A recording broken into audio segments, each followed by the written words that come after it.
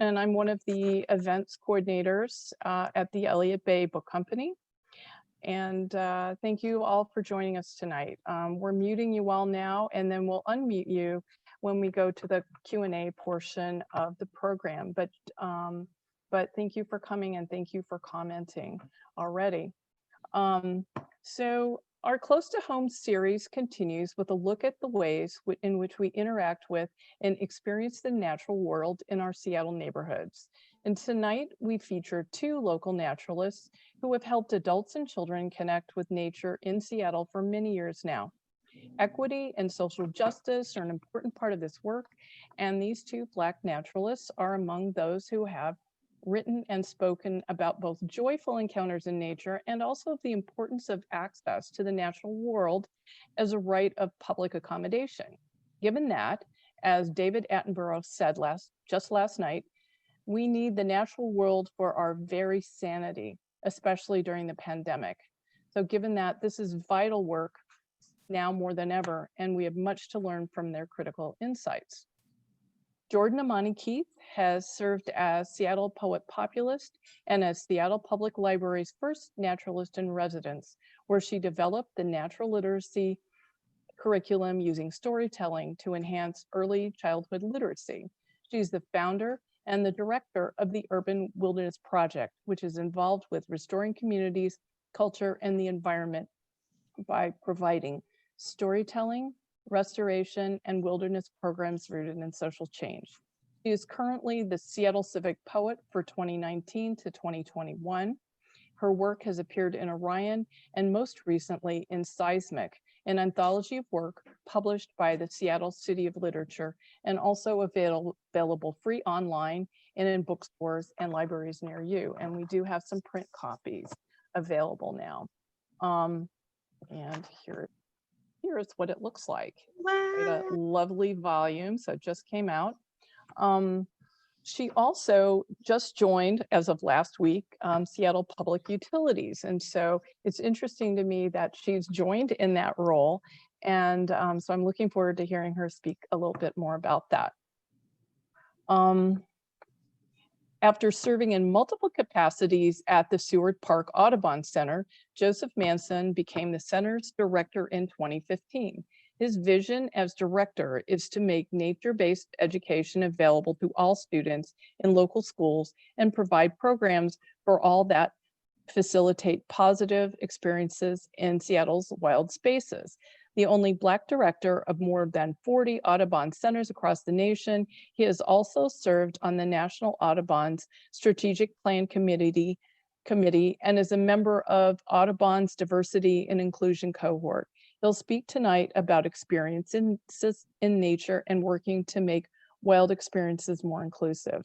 And some of you may have experienced a program with Joey or have met him, or perhaps you have read Jourdan's work in Orion is another space where she's published. Also, she's a playwright. They've both done some really amazing work. But today I really wanted them to focus on what they're doing to help us access the natural world.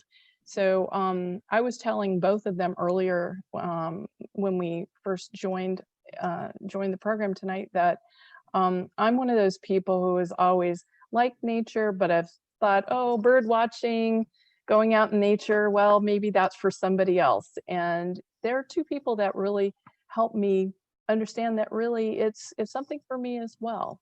And so one of the things I wanted to start with is a question about how they got into this field. So was there a particular experience that helped them connect with nature? And also for both of you, how does that experience kind of carry forward in the work that you're doing today? So I guess we can start with, who would like to start? Joey or Jourdan or? I can start. Okay. You know, I would say for me, the biggest thing that got me engaged in nature, I mean, as a lot of kids are, you know, you go outside on a summer day and you come home when it gets dark.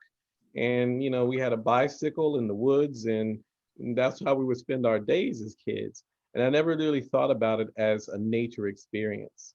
When I moved out here almost 25 years ago, that's when I really started to have a greater appreciation because the landscape changed tremendously from my Washington, D.C. suburbs upbringing. And, you know, the big Western red cedars and the big Doug firs, and of course the birds. And I remember crossing 520 and I saw an eagle dive from the sky and swoop up a fish right there as I drove past.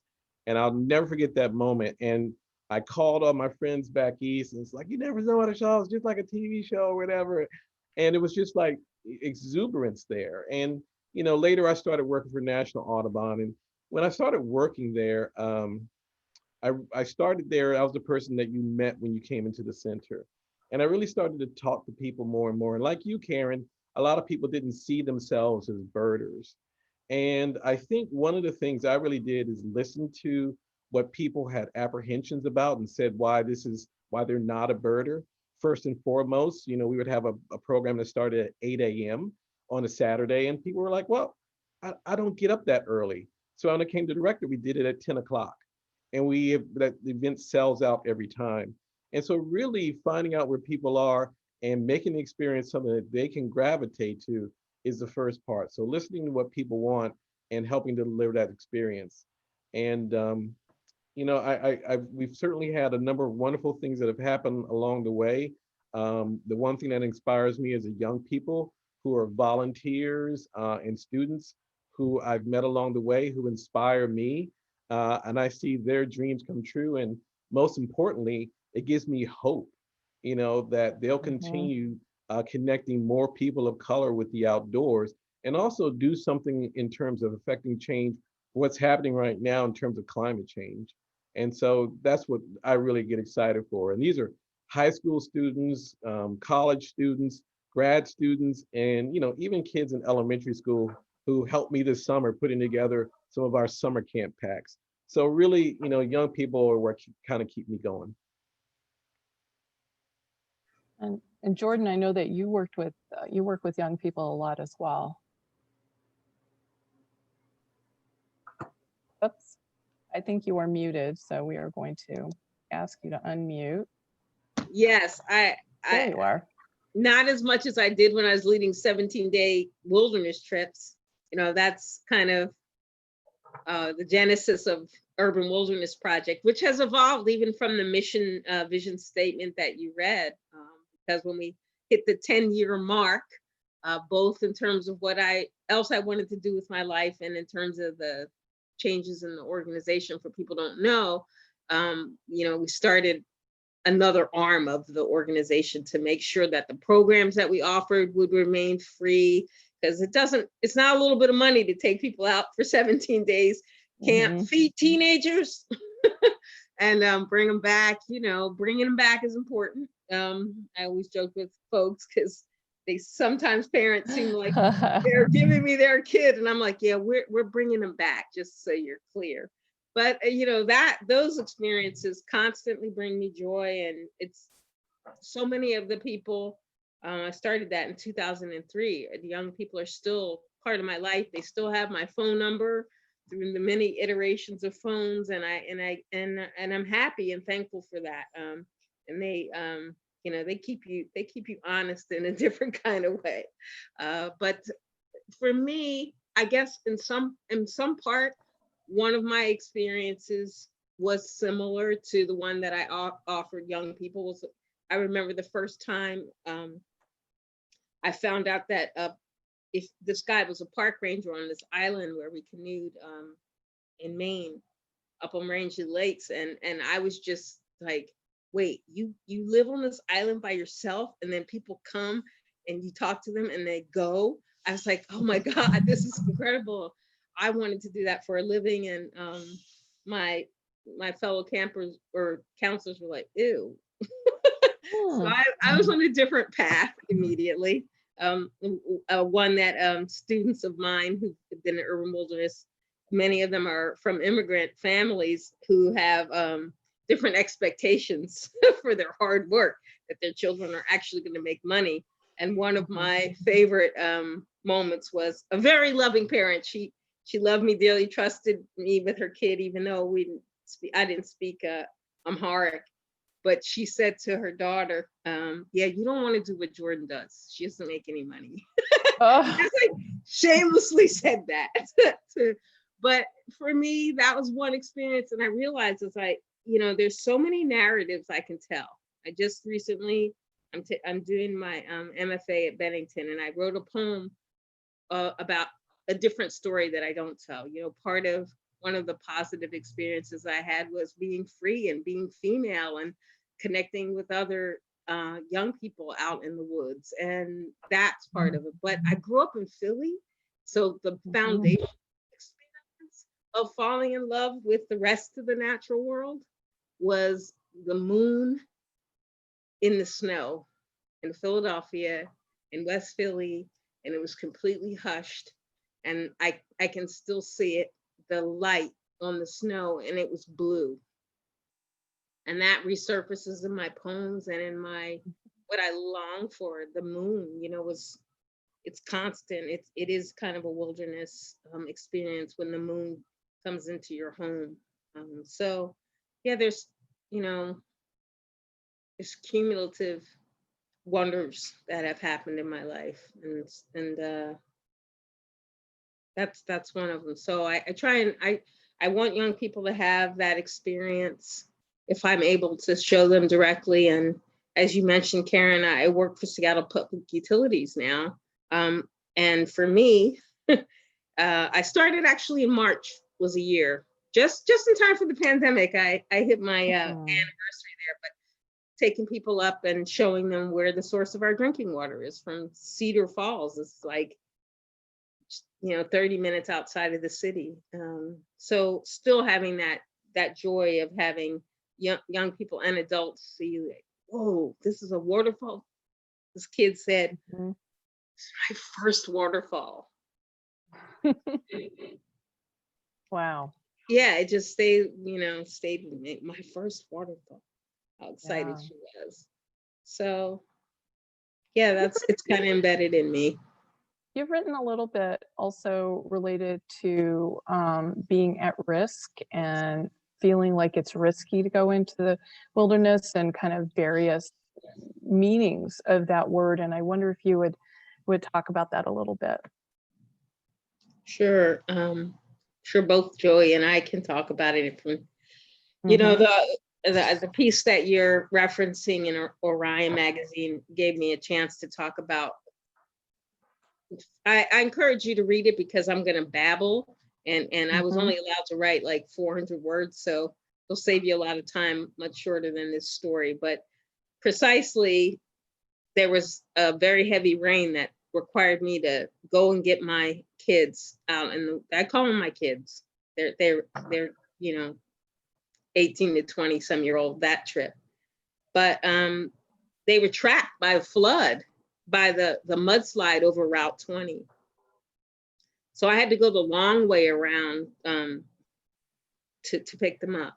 And I love road trips, but when I camp, even though I'm very comfortable and have driven across the country by myself, I was very aware that I also needed to do the things to protect myself. Like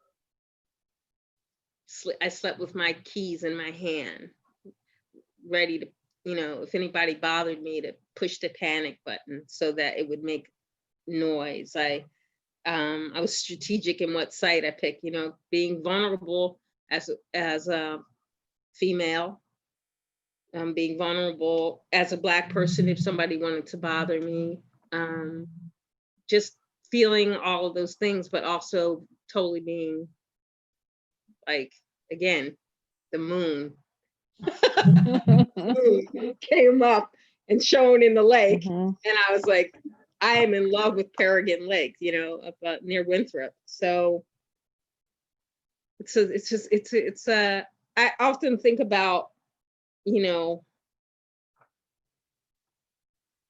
well, to move it away from deer, when I went and lived in Yellowstone and I wanted to chill out on a rock, like I'd become accustomed to in the woods in Maine, I was like, oh crap, I'm not top of the food chain. Like a grizzly bear could actually eat me. This is annoying. I was angry. I was like, I just want to chill. But yeah, I could be a snack. So that's kind of how it feels. Like I still fell in love with Yellowstone. I still learned to just relax in the woods, but I was always like, yeah, a bear could, like grizzly bears, they eat you. That's how it Yeah, feels. yeah. Yeah, I think Maggie's going to put a little post that will take people to that article and others that you put in, Orion, and it's definitely worth reading those pieces. Yeah, Joey, you introduced me to the work of Drew Lanham on one of my visits. Here's Oh one of the yeah. books. And one of the things that I've been following him recently because there's been, I think it was some months ago, but I think it's still, I just did not want to move on from this. But the whole, the hashtag Blackbird Watchers, the Blackbird Watchers Week, and then of course what happened with Mr. Cooper in in Central Park, certainly. Yeah. And one of the things that Drew Lanham said when he was discussing some of these incidents was he kind of started with birds saved my life.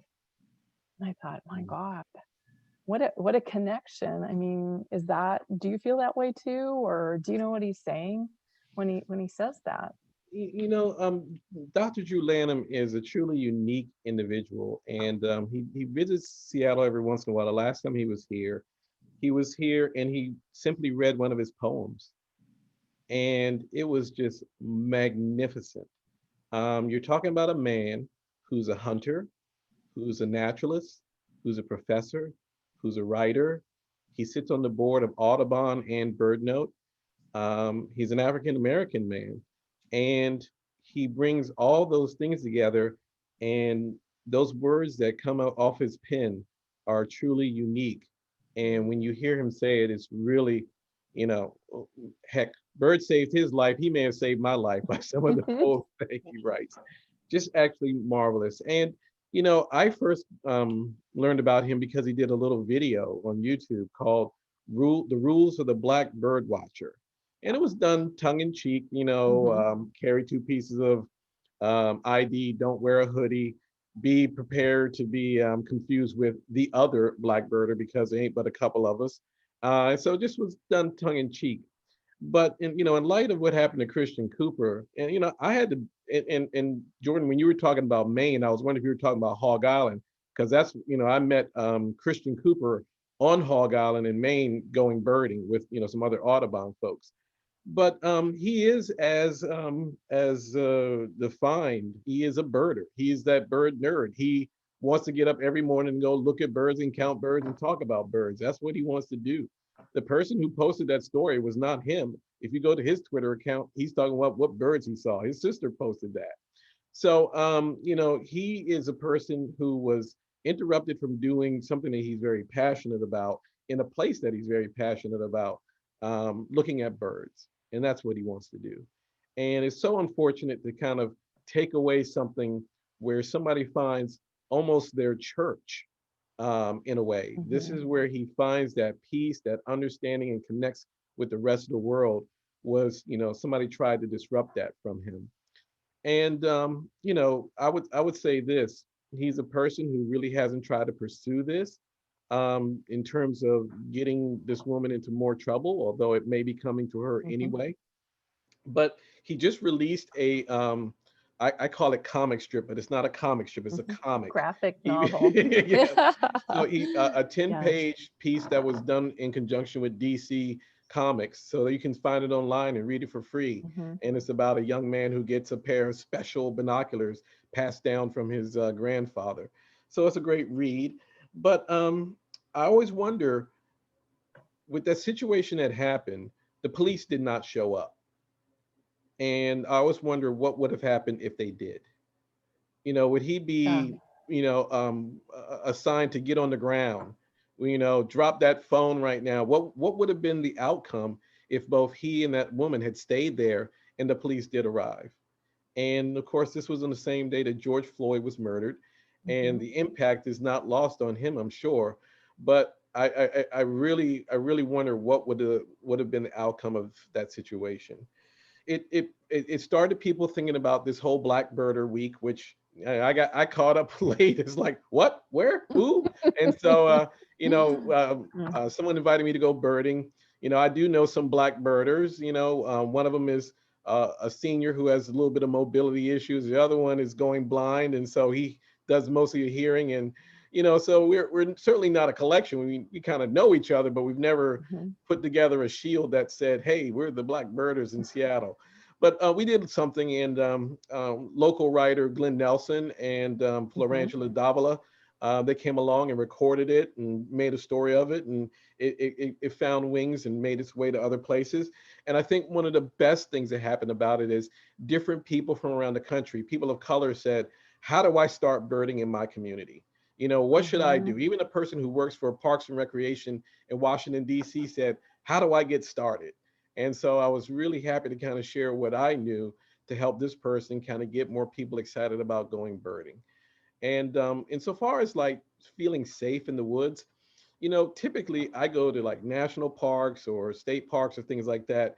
And, you find a lot of people from Seattle, and I've found overwhelmingly generous support from people who are out there. It's kind of the areas in between. And I remember seeing something years ago about, what symbols mean. And, this person was explaining how they went to a town and they didn't know anything about it, but they saw a rainbow flag and they realized this would be a welcoming place for them. And, with nothing else to go on, that's where they went to Mhm. dine.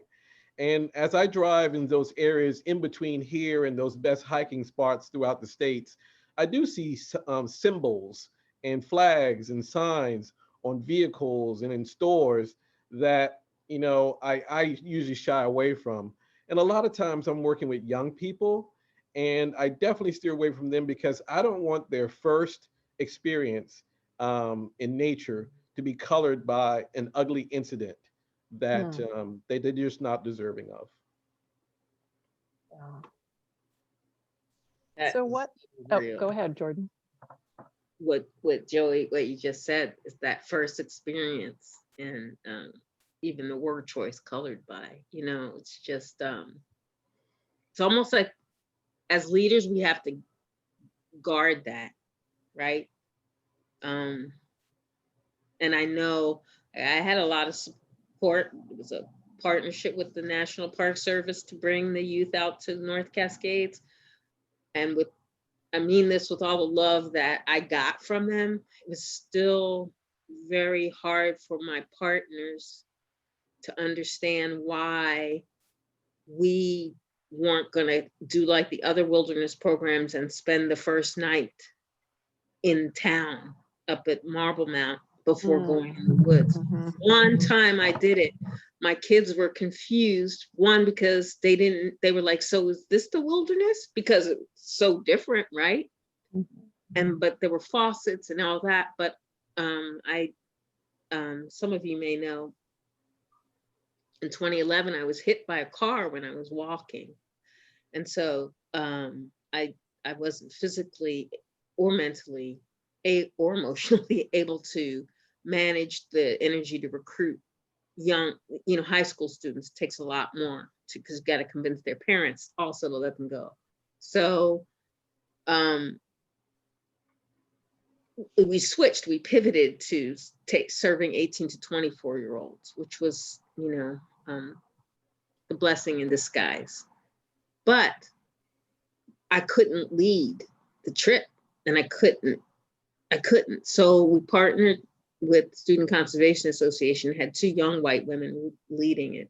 And I had to teach them to see the world through our eyes, to notice what we notice all the time, to keep them safe, that safety was beyond the physical. And I taught them And one of them came back from the trip and she said she was so glad because she didn't notice until I taught them what was happening just when you jump out of the van, everybody has to go to the bathroom. They want to get a soda. Maybe they're wearing their work outfit. Look how differently people respond. And she noticed and then was able to nurture them and pay attention and keep them safe. So yeah, when you said that, it's just, it's an underlying part of everything when you're working with young people, right? Yeah, and there's a certain, for me, I grew up with a certain sense of awareness that still sticks with me to this day. So, I will go to a store and someone asks me if I want my receipt and if I want my bag. Mhm. And you better believe I want a receipt and a bag because that's what my mother told me. Mhm. So like, I know that I, should be less worried about that and bags about this, that, and the other, and maybe I should have my own bag with me. But those are some of those lingering things that people who are outside of that community don't have a foggiest. Why do you care about a receipt? They saw you buy it. Well, my history and my leanings and what happened to my brother is you better have a receipt and you better have your stuff in a bag. That's so real. Until you said it, I don't think I ever really overtly registered why I take a receipt, even though I know it has BPA on it. Mhm. Everything I teach is about environmental health, and I get it out of my hand as quickly as possible. Yes. I always take a receipt. Wow. What are some of the other things that you kind of look out for that, how about the things that make you feel uncomfortable when you're out in the wilderness, when you're out in a park, when you're bird watching? What sorts of things are you kind of aware of? You mean in terms of hazards or just in general? In general, we're talking about, I want to keep it on feelings of safety, feelings of risk, and we're also talking about racism specifically, and situations that might feel risky just because of the ways that people are acting around you.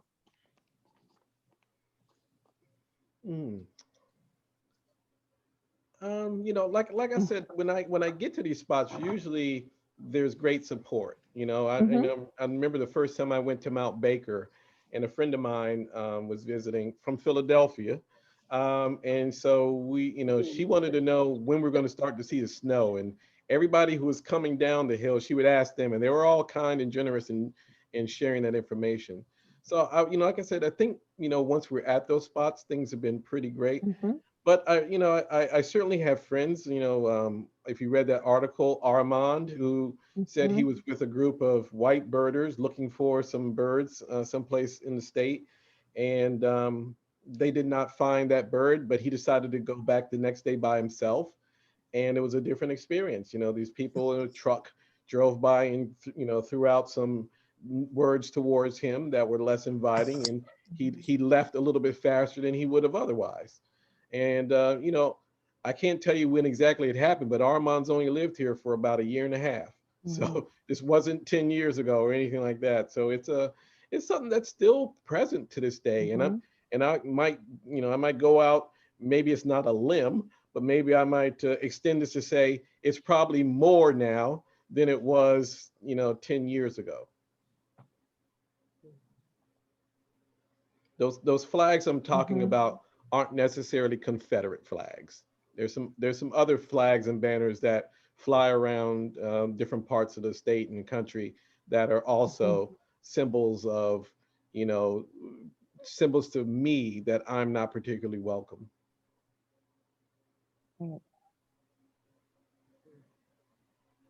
So, yeah. So I don't want to interrupt you, Jordan, if you want to. No, I was just thinking, I was like, what are the other flags besides the American flag? Which is just not okay. Yeah. Well, there's that Q flag. Kind of makes me nervous, I have to say. But I don't know if you're talking about the Q flag. So this one's more of a banner than a flag, but anyway. Uh, yeah. So, It's always been like that. I don't think it's changed. You know, one of my students I call my wilderness son, he was on the first trip. His family's from Jamaica and his mother didn't understand, as some of the leading environmentalists, Black environmentalists here, like Audrey Peterman and her husband, you know, coming from Jamaica, what are you talking about? You always go out, it's beautiful. And wanted her son to have this experience. He got out, you know, we had to go to the bathroom. And he jumped out and went to the right. He was really comfortable. It was probably, you know, I don't even know what trip. He was probably a leader on that one. I can't remember. No, he wasn't. He said, he came back to the bathroom. I'm going to do him so you get the full experience. Jourdan, we are not going to eat at that restaurant. I was like, he was like, Jourdan, not going to eat. Okay. And then he just, and it, you know, it's like, enough said, would I just trust? I think that's the biggest thing. Just trust your instincts, trust the vibe. You know, you can walk into a place and they can have the same visual trappings, but the energy is different. And you're like, I think I'll get French fries across the street. Like something just tells you, and you pay attention to that. Yeah. And here's something, and this part is also interesting too. I've had that situation happen at Whole Foods in Bellevue. So, you know, so that was one of my things about when I was first asked about what happened to Christian Cooper. I was like, well, I haven't had many problems birding, but ask me about going to Whole Foods on Eastlake or Whole Foods in Bellevue, or, you know, and it's like, I told somebody, hey, you know, you used to work at Whole Foods, right? And she goes, yeah. And I was like, you know, when I was there, I felt like I was being followed. And she's like, yeah, we used to do that. And so, and I don't always dress the best, but, you know, I don't know what I have to do to not look like a person who's going to rob and steal from you. But that exists in Bellevue and Seattle and these other places. And the funny thing about me that I think is, you know, you guys aren't even good at following people. I mean, I picked you right out every time I come in. You know, I turn around and you're standing there looking at me, and then you quickly turn away. I get a feeling like somebody's, you know, following me. And I've even had like issues like going to the area where you order something to eat. And I said, can I make this for you? And they were like, no, we can't make that. And I was like, cool, because I'm not really a fan of Whole Foods anyway. And my friend who's white said, can you make this for him? And she goes, yeah, I can make it. And I said, no, thank you.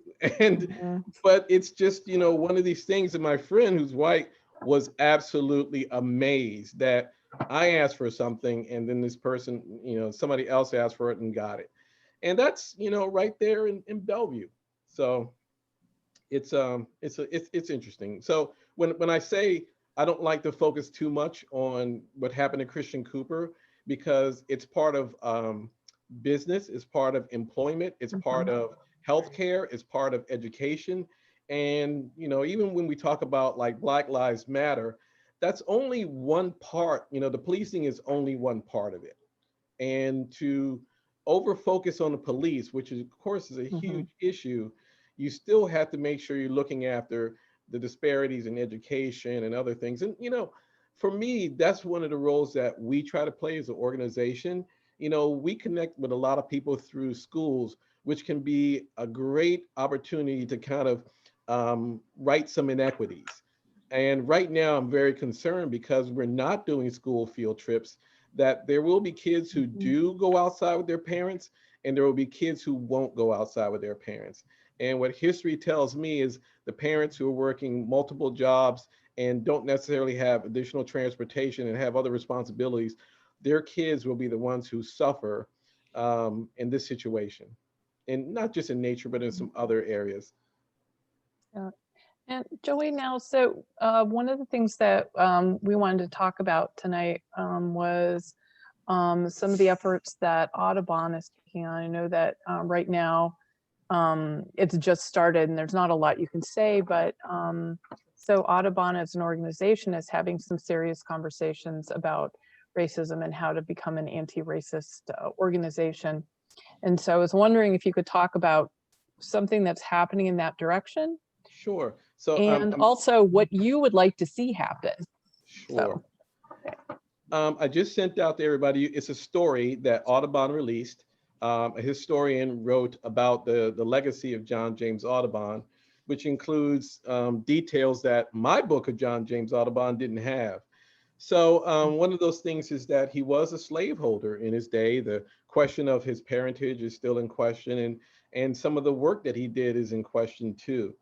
And you know, if you're not familiar with the Audubon organization, John James Audubon was never a member of Audubon. He passed away, I believe, 50 years before the organization started. But these women decided they were going to try to put together an organization to protect birds. And why not name it after the person who did these beautiful paintings of birds in the wild? He also killed the birds so he could pose them, but still, that's kind of what he was doing. So, you know, right now, our organization, in their attempt to be an anti-racist organization, is struggling with what do we do with the name of our organization? Or at least that's what I've posed to them. I said, so are we going to change the name of our organization? And, you know, it's certainly not a small issue. Audubon is a trusted brand. We have 500 and some chapters and 42 centers. So it'll be no small task to make that change. But they certainly are looking at what this means in terms of, you know, the next 100 years of this organization.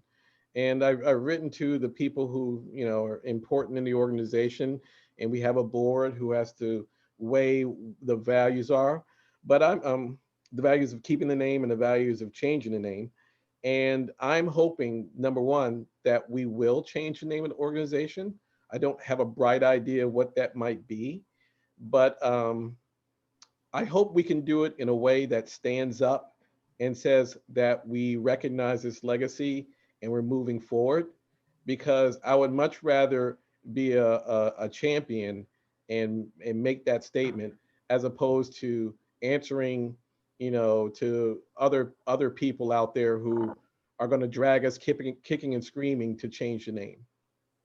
And, you know, I think our organization has certainly put the effort forward in a variety of ways to be a more diverse and inclusive organization. For my part, I know at our center, our volunteers, our members, our board, and the people who come visit us represent Southeast Seattle very much. And I'm very proud of that. And I think our organization benefits from that. That's what drives our programming, and that's what drives you know, our volunteers, is the way we connect with our community.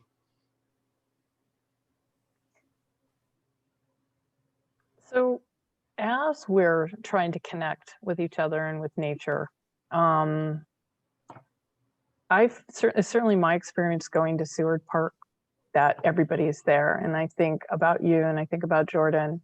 But I also know people are moving really quickly through the park. And I know they're trying to encourage that right now because of maybe the pandemic, or I'm not sure exactly what it is. But how do you, both of you, maybe starting with Jourdan, how do you get people to slow down and try to figure out where they are and see what you're hoping that they're going to be seeing in the park or out in the wilderness? Well, I'll talk about the neighborhood walks. One thing I've noticed, and all that it's taken for the Seattle freeze to become a thaw. It's probably the best thing that's ever happened to us as a city. At least in my experience here on Beacon Hill. People are speaking to each other. People are waving. There was that awkward moment when we all started wearing masks and we hadn't been, and people didn't know how to interact. Getting, you know, didn't know because you couldn't see each other speak. People's sidewalks are bursting with plants and people turning into gardens, and there's allium all over the place. I'm pretending to write a poem about the allium's riot. I have a title, Allium Riot, but I haven't written a single word beyond that. But it's just all these, you know, puffs along the street. I haven't experienced people not slowing down, because there's not really much choice but to slow down. And one of the most incredible experiences that I have had here, we have incredible views of the sunsets. And one, I have a strange sense of humor sometimes. It was so beautiful. It was before the smoke, but it was so red and all these colors, and gone down, not from Jefferson Park to see the sunset, but down the hill where it's more, you can see the industrial area. And we all had masks on, but people were clearly interacting and like guiding one another to where the best spot was to see. And I said to my supervisor, you know, I always thought the end of the world was going to be a lot different, like a lot less friendly. And he was like, oh, I'm like, I'm sorry, but it is what I thought.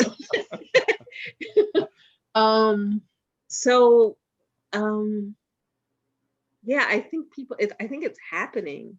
I mean, always, I have a hummingbird feeder, and I feel it's my duty to interrupt very important meetings by shouting that there's the hummingbird, especially if you know, meeting with my fellow co-workers. But that brings me joy. I think there's so much more. And you know, for me, I'm signed up for the Orca network, and they call to say where the whales are. And it really is, with few exceptions, the only phone call that I get regularly is to tell me where the whales are.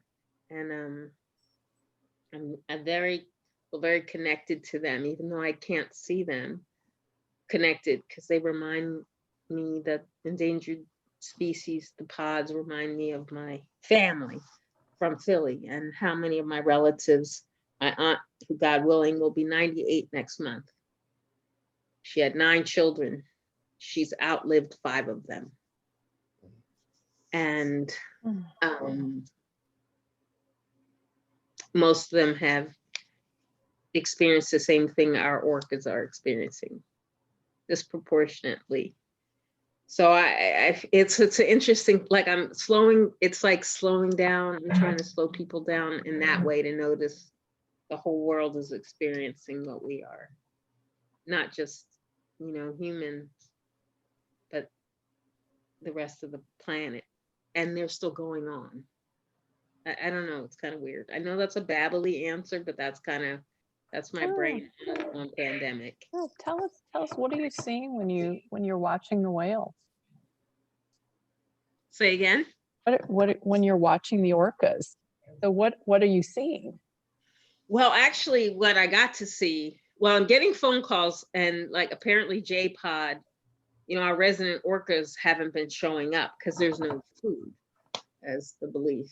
But I saw the gray whales right at the beginning of the pandemic, March, and learned that there's, you know, to be able to identify them, because when they exhale, it comes up in a heart shape, to be able to tell that it's the gray whale versus the orca. So, you know, I'm gonna show you all this. Let's see if you all can see. This is kind of my life. It's Urban Wilderness Project, but when I say it's my life, it's my consciousness. This is my sister's artwork. This is my brain, and how all of our lives it's interconnected. And, you know, our consumerism and the water, and how it passes through us and through the whales, and as women, and even our choices about what plants, like finding out that the thistle is critical for the monarch butterflies. That's not a monarch, but you know, our urban lives have an opportunity to bring us closer to the rest of the natural world. And here in Puget Sound, our neighbors are whales. Like you could be walking down the street and see a whale. You could be walking down, that's not even a normal sentence from Philadelphia. You're walking down the street and I saw a whale. That happened. So yeah, this is and I'll talk about it later so that Joy can answer, but this is kind of this is my life. Oh, so for me, for slowing down, there's this process people call sit spot, and it takes on a couple of different things. You can find a place in the woods or in the wild, and you go there and you sit there, and in a period of time, the creatures in the wild will ignore you. So if you sit there long enough, the birds will ignore you, squirrels will ignore you, they'll run across your feet, and you know, in Seward Park, maybe even the coyotes will ignore you and continue on about their business. Um, you can go back to that place every day at different times and engage all your senses and see, do you hear leaves more than you did, you know, a week before because the seasons are changing? Do you hear birds because you're up there earlier in the morning than in the middle of the day or late at night? You know, when do you hear the owls there? And, you know, even the people that go around. So, you know, there is a really cool concept about just going in the wild and plopping down for as little as 10 minutes or as much as an hour and just let those things reveal themselves to you. And the more you do it and the more you engage your senses, you'll find that there's different smells out there. And if you're touching leaves and things, there's a certain, you know, tactile difference that happens in the different seasons and different parts of the day. And you can learn a lot from those periods, you know. Yeah, a lot of stuff is happening out there, and sometimes when you walk right by it, you don't really see it.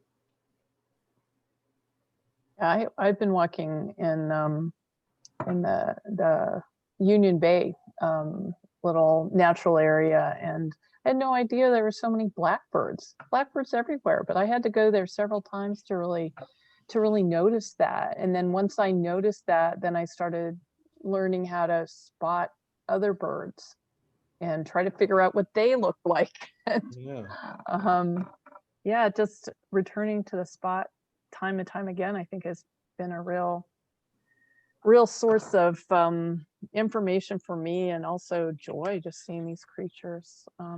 So I think we're going to open things up for audience questions now, and you can either ask in the chat, or I think you can unmute yourselves. I think we're going to give you the ability to do that, and to see if anybody has a question or comment that they want to ask, something you'd like to say. Can people unmute themselves for real? I think so. So David, you wrote a message about a friend of yours getting stopped at QFC on Capitol Hill because they left the store without a bag and receipt. As a kid, I would have shown them my receipt. As an adult, they might not see it. So unless they can provide information on why they feel they need to see my receipt, they're probably not going to see it. But anyway, but still, it's a habit that I'm going to have it in my pocket, crumpled up until it's time to do the laundry.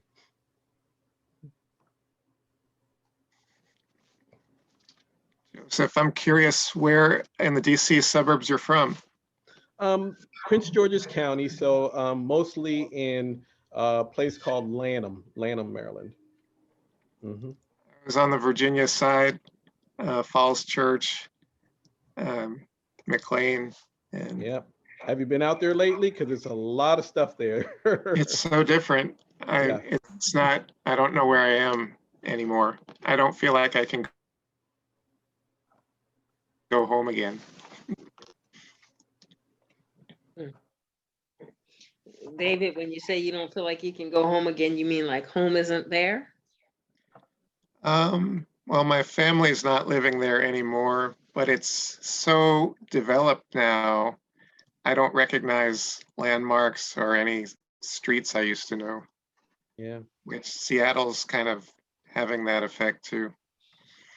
As a kid, we used to go pick peaches once a year at this place called Sewell's Orchard up in Gaithersburg, Maryland. And truly, that's like the last time I can remember having a good peach. I just can't find a good peach to save my life. And we would go there and we would pick peaches all day. And my mom would, cut them up and freeze them and do all these other things. And I remember before I left and moved out here, somebody told me to come pick them up in Gaithersburg. And I turned into a neighborhood that was called Sewell's Orchard, housing. And there was like two peach trees there, and the logo for Sewell's Orchard was a peach, but the orchard itself was gone, which was so sad. That's the way they do everything. Like if it's called Forest Street, there's no forest anymore. Like, let you know. And as someone crassly said, one of my friends in Portland was trying to find where she lived, and she was like, "Yeah, just look for all the streets named after Black people that are, like, oh, Martin Luther King, or they're all dead leaders, like, Chavez Boulevard." You're like, yeah, there's a pattern here. Like, no far, people are gone. Let's name it after that. One of the things I thought was interesting about Union Bay is that it was a dump and a sawmill. And it's really amazing to see how it's been brought back. And it made me think about Monterey Bay and think about what other possibilities there could be in this area for more wonderful spaces like that. And it seems like the wildlife came back at a certain point. Some did when there was opportunity, when there was habitat, because we seem to be destroying a lot of it in our community right now. Yeah. Jordan, when you mentioned the orcas, the first thing that came to mind was Linda Mapes, who's done just a great job of chronicling what's going on with the orcas. She has a new book coming out in next year called Orca. But when she wrote about the removal of the Elwha Dam, we had her do a presentation for us. And the thing that I took away was nature will respond. She said nature will respond when you give it a chance by removing dams, by restoring, waterways, by, putting more trees in. Nature will respond, which is like, to me, that glimmer of hope that I need to kind of say these things do make a difference. There's still too many dams in Washington, and that affects the salmon, which affects the orcas and so many other things. But, if we do things, there is an opportunity for nature to say, yes, we can come back. And whether that's introducing wolves into the wild, which, another author, Paul Bannock, said, one of the problems that are facing owls in the wild is the lack of wolves in the wild.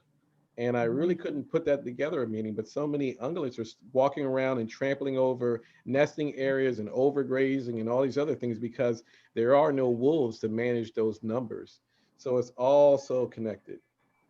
Yeah, the story about introducing the wolves in Yellowstone and how that whole system changed by introducing the wolves, exactly what you said, and how it changed the course of the rivers. And it just amazes me. There's so many things that people feel comfortable tampering with. And I used to think, until I saw the Elwha exhibit at Klondike, actually talking about it, that people didn't know when they did it. I had forgiveness because I thought they didn't know.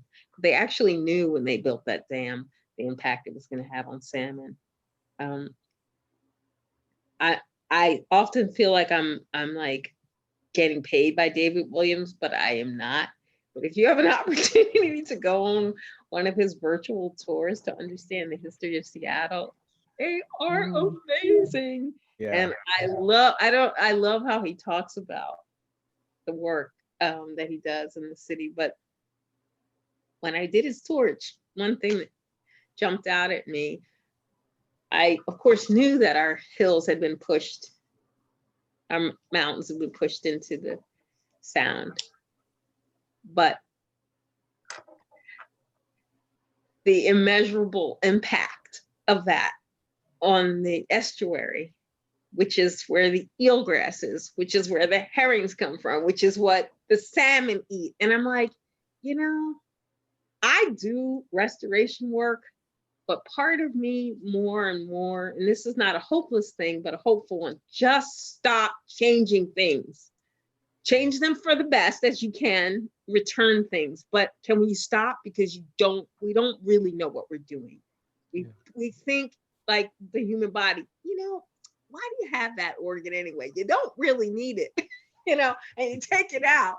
You take your wisdom teeth that weren't bothering you. And then all of a sudden, all your teeth shift and now you need braces. These little things, maybe we don't know everything. Yeah. And a joyful moment in the midst of all these things, if you all have seen the National Geographic that came out, the 2018 report from the fires showed where all the hillsides had been burned, but there was this beautiful, thick green swatch, miles long, miles wide. It was because the beavers had been there. The beavers dammed, and it created the wetland, and the fire literally came all the way to the edge, and you see overview of this beautiful green.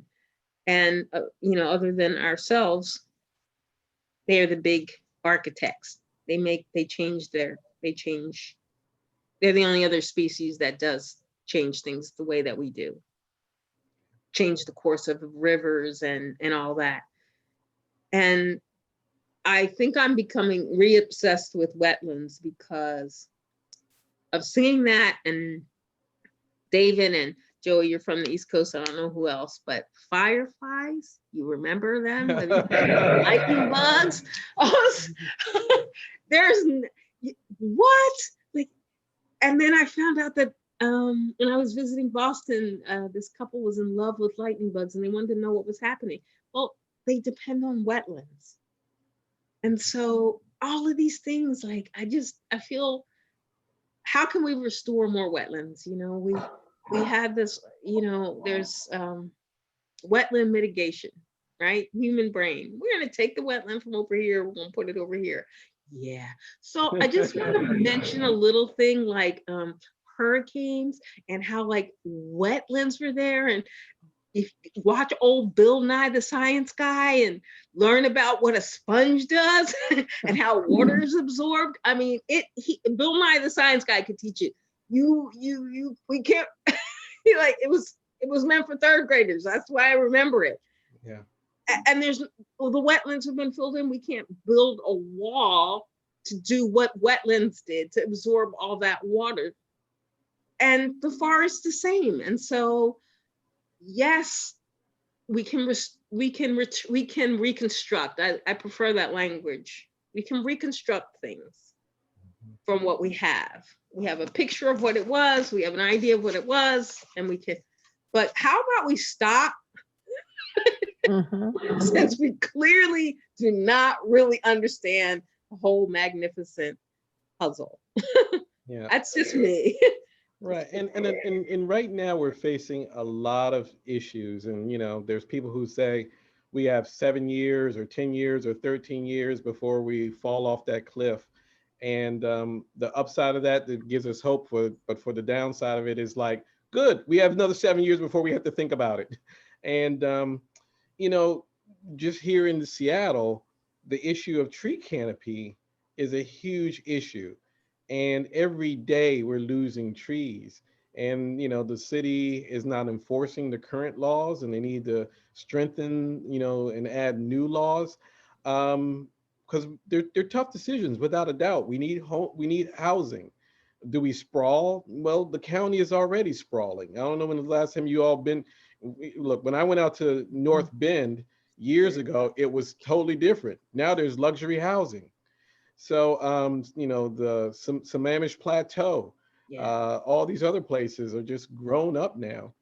But even bigger issues are things like, you know, right now we're facing a pandemic, and there's people saying there's a possibility that this isn't the last pandemic we're going to face. And one of those reasons is because climate change. And as the what is it, the Arctic, oh shoot, I can't remember the name of it, the permafrost permanently freezes, it's going to release things that have been frozen, including diseases, for a million years. They've already, exposed anthrax that's been coming out of there. So not only are the temperatures rising, but we're going to have to deal with things that were kept away from us that we no longer have immunity for.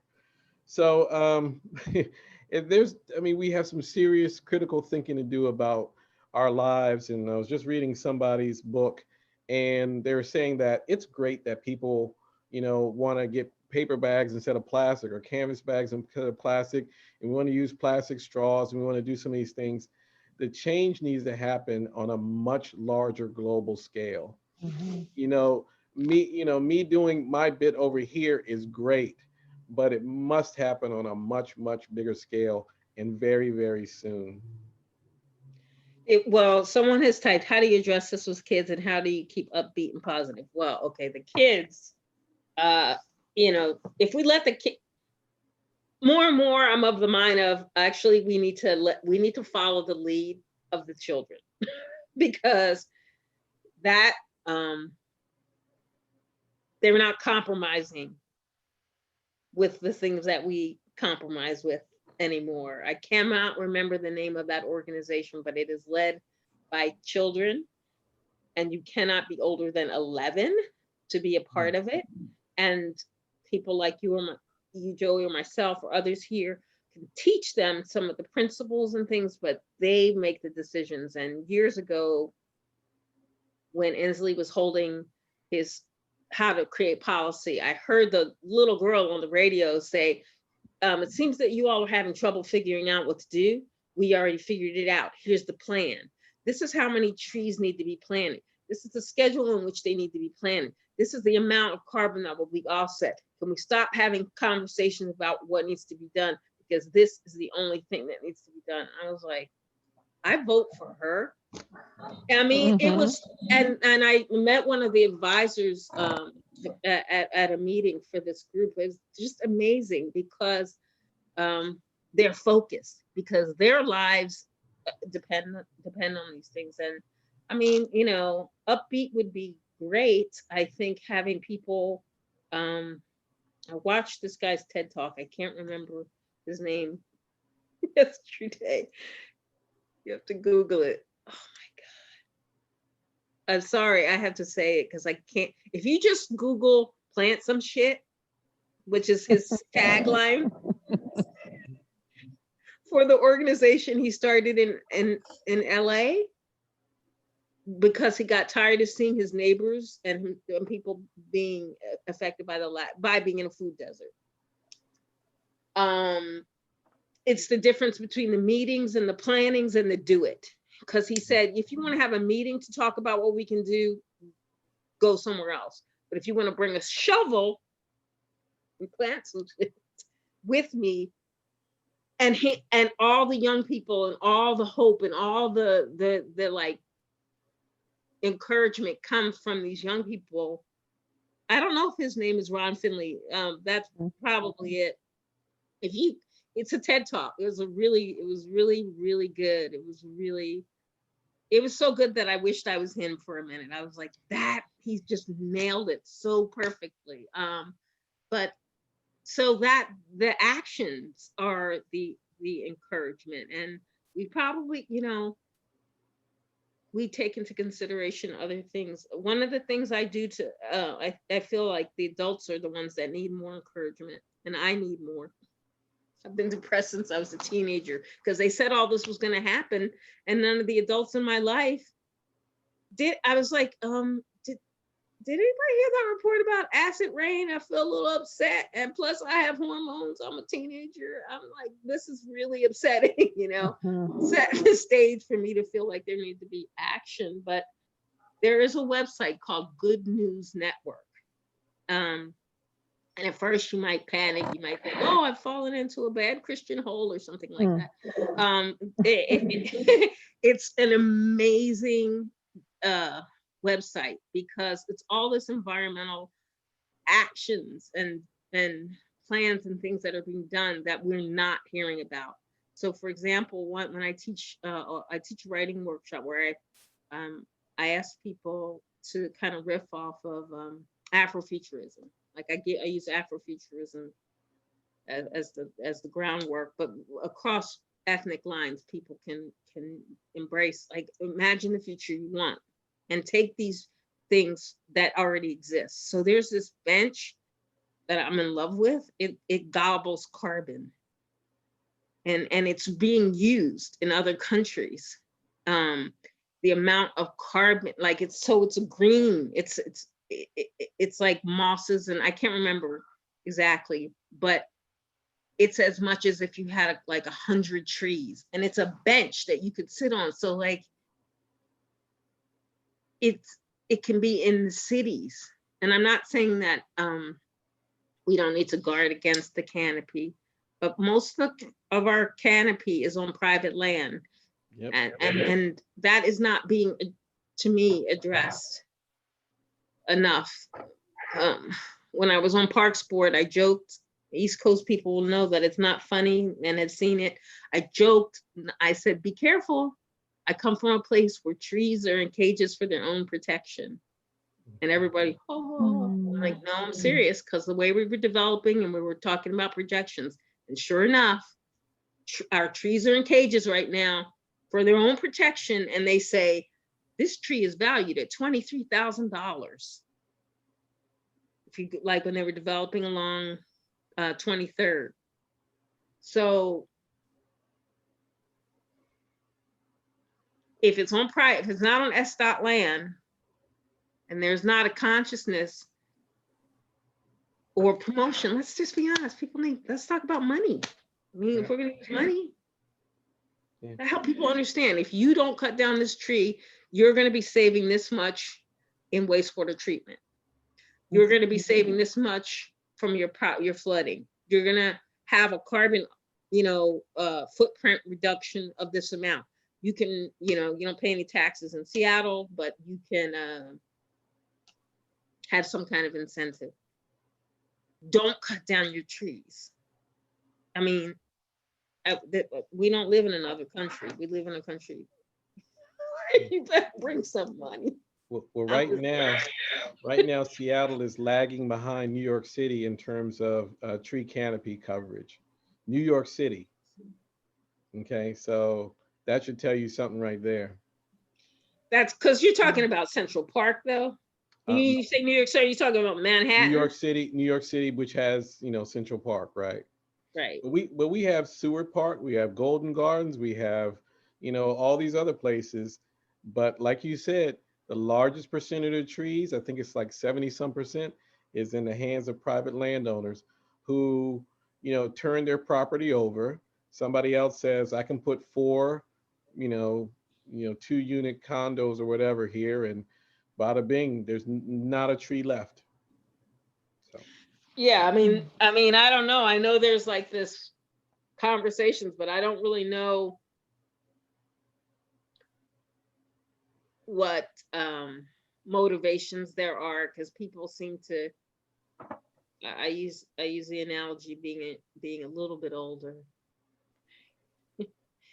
If you take an old tree, it can hold a lot more water. Mm-hmm.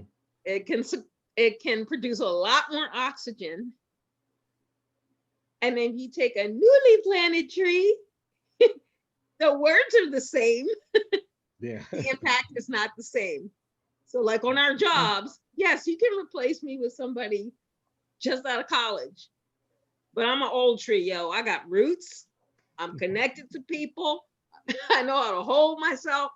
It's a different thing. It's not the same. So there's a lot of landscaping happening. It's that same mitigation consciousness. We got rid of a wetland here. You have to pay and have it mitigated. Well, the wetland was where it was for a reason. Mm-hmm. So you can't just pay to have it someplace. But I feel like our neighbors don't understand the value to them. They don't understand the value, and that's our job, to educate people to understand what's in it for them. It's not a distant concept. Well, breathing should be clear, but people seem to forget that. But that it holds water off your property, it reduces flooding, it's going to reduce in the long run your utility bill, it's going to provide shade for you in the summer. The summers are going to be hotter, blah, blah, blah. I don't know. I'm hopeful. I'm hopeful because it's so bad that we only have two options. It's finally so bad that we actually have to do something about it. Like, I don't think people think that we have to wait 7 years. I think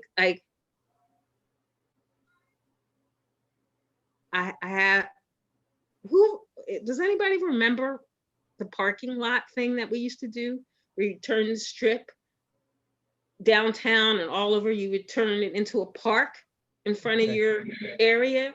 I see a couple heads nodding. So what if we did that like now, real? Like we made all these parks, since we can't. And what if also we turned what if we took these areas and we made bioswales in the middle of the streets, since we can't have cars and we need to reduce the amount of cars and we're going to be having plagues forever? Let's make some bioswales, right? So it slows down the runoff, and it will make the food forest on the sidewalk safer, because you wouldn't have the runoff from the street, and kids would have a place to grow, and they could grow their own food. Okay, so some great suggestions. I think we're about out of time. So what I'd like to do to close is to invite both Joey and Jourdan to talk about projects that you're involved in going forward. So I know, Joey, you've got a lot of stuff happening at Audubon, a little bit less now that people can't go there, but there's still some things happening online, for example. So what are you up to over there? Yeah, we do have our, we used to do two different lecture series, the Urban Naturalist lecture series, which was mostly authors. We're still doing that online, but we used to do a program at the park called Science, Nature, and a Biscuit. And a lot of times, either people who are grad students or researchers, and what they were doing were kind of sharing a body of research that they've been working on. It could be on anything from tree canopy to beavers in Seward Park, or we had a really great one recently about the Woodland Park Zoo and Seattle University program, where they were looking at urban carnivores. So those great programs, we're still doing those online. What we're feverishly working on right now is some self-guided nature walks through Seward Park. So you could select, say, for instance, ferns, and you would go on a walk probably between 1.5 and 2.5 miles, and you would find the different varieties of ferns that you have in Seward Park, and another one on berries, and another one on birds. And the one for birds is interesting because we don't know where the birds are 24 hours a day, so we certainly couldn't map that out for you, but there's always signs of where the birds have been. And those are places that we can regularly find woodpecker holes and sapsucker holes and eagle's nest and Cooper's hawk's nest, and where owls regurgitate their owl pellets. So those are the things that we're working on right now. That sounds cool. And Jourdan, you're working on Seattle Civic Poet, your program for Seattle Civic Poet. I am. And so my project, as we're coming into fall and for the next year, is Women in Wales First, Poetry in a Climate of Change. So I'm going to be inviting people to, you can start ahead of me, to write poems, not headlines, but poems about your responses and who you are, and an intimate relationship with whales. The context of the work is really, what are the cumulative risks that our beloved orcas are facing, and also what are the cumulative benefits that are possible. So I'm going to be doing some framework conversation like I did with the poetry on buses with your body of water, where I'll talk a little bit, but it'll be an opportunity to do some writing prompts.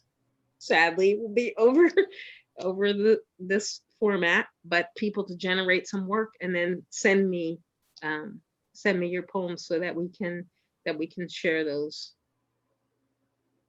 The consciousness, you know, we still have one orca in captivity, and it's from the endangered J-pod, and the tribes are working hard to release the orca. So I'll talk about that more, but that's really my project, and I'm really looking for somebody who wants to have fun with me and be a creative assistant. I need help to like, you know, get this out, use images to help people understand the connection and help read all those poems that are going to come in. So yeah, it will be a paid gig. You should email me at seattlecivicpoet@gmail.com.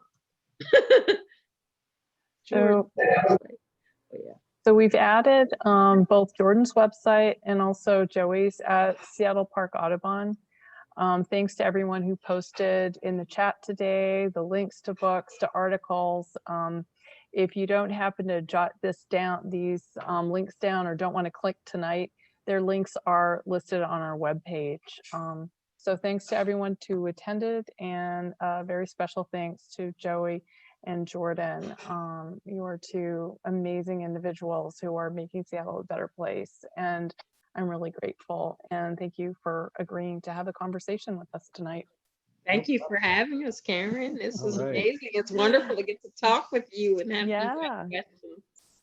And Elliott Bay is open now for in-store browsing. So come on by. I'm there on Thursdays, but we're open every day of the week from 10 to 6 right now. You can either make a browsing appointment, or you can just drop by, and we limit the number of people in the store. Of course, it's masks, hand sanitizer, and you can hang out for half an hour or so.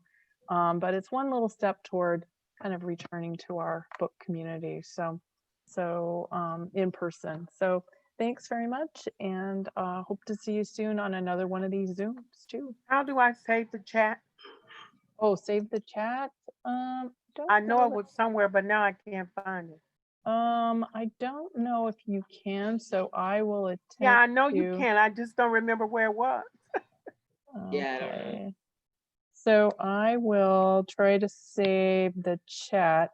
I don't think we have it set up so you can necessarily. Oh, okay, maybe it's with. But I think I've just copied it all, so maybe I'll be lucky.